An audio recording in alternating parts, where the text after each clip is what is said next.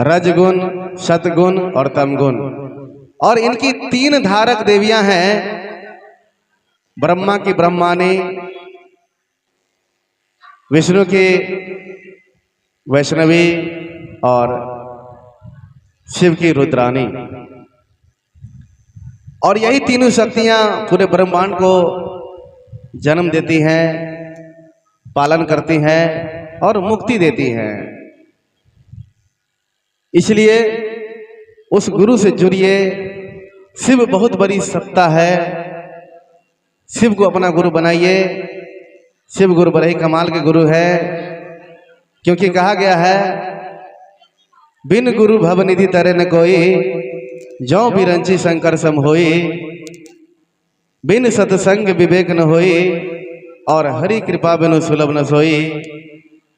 कहा गया भैरव बना कि बिन गुरु यह मनुष्य जीवन अधूरा होता है, और इसे पूर्ण करने के लिए हमें आपको मनुष्य जीवन में गुरु बनाना बड़ा ही आवश्यक होता है।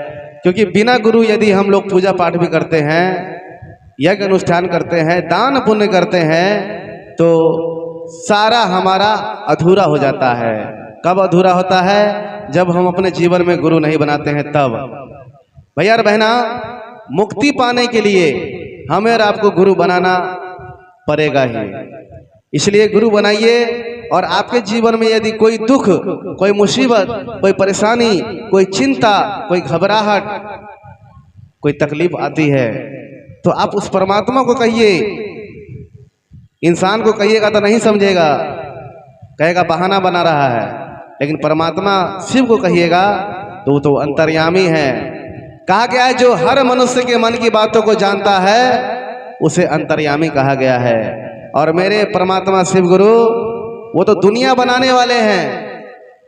और कहा भी गया है कि दुनिया बनाने वाले क्या तेरे मन में समाई, काहे को दुनिया बनाया। भैया और बहना, ये शिव गुरु सत्संग है। और यहाँ पर हम और आप गुरु की चर्चा सुनने, समझने और सीखने के लिए भी आते हैं। जब तक सुनेंगे नहीं, समझेंगे नहीं, तो सीख नहीं पाएंगे। जिस प्रकार से हम लोग भजन सीखते हैं, उसी प्रकार से चर्चा सीख लीजिए और चर्चा दूसरे को कह दीजिए, क्योंकि यह फलदायी सूत्र है, यह सार्थक सूत्र है, परिणामदायी सूत्र है।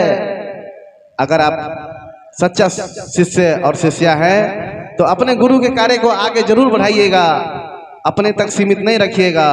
ये ऐसा दौलत है जिसको जितना लुटाइएगा उतना ही आपका खजाना बढ़ता जाएगा, और जितना छुपाइएगा उतना ही आपका खजाना कमते जाएगा। इसलिए अगर चर्चा में आते हैं तो कोई भी नया व्यक्ति जिनके हाथ में कंगा ना हो, उनको कहिए भैया दीदी आपने शिव को गुरु नहीं बनाया है तो शिव को गुरु बना लीजिए। शिव गुरु बड़े ही कमाल के गुरु हैं। हर शिष्य एवं शिष्याओं की जवाबदेही लेते हैं, आपकी भी लेंगे, हमारी भी लेते हैं।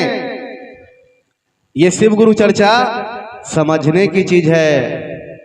जब तक समझिएगा नहीं तब तक गुरु की बात नहीं कर पाइएगा, लोगों को बता नहीं पाइएगा। हम लोग कैसे जाते हैं विद्यालय में सीखने के लिए?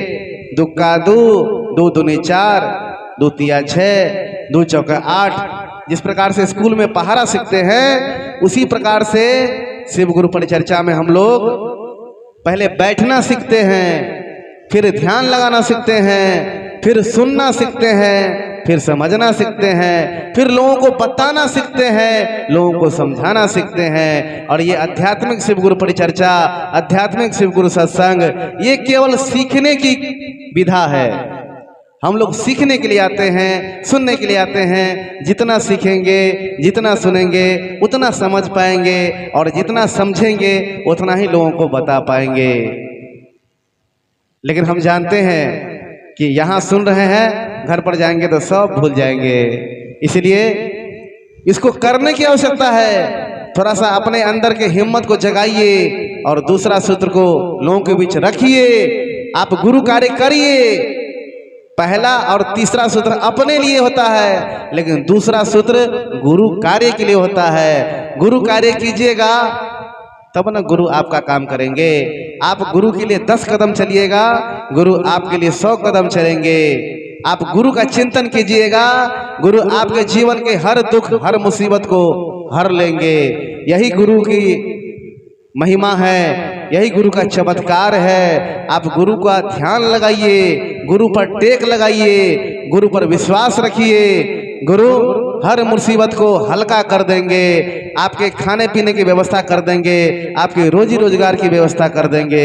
भैया और बहना, यह झूठ बात नहीं है, बनावटी बात नहीं है। जिस परमात्मा ने हमें और आपको इस धरती पर भेजा है ना, उसको ही अपना गुरु बना लीजिए।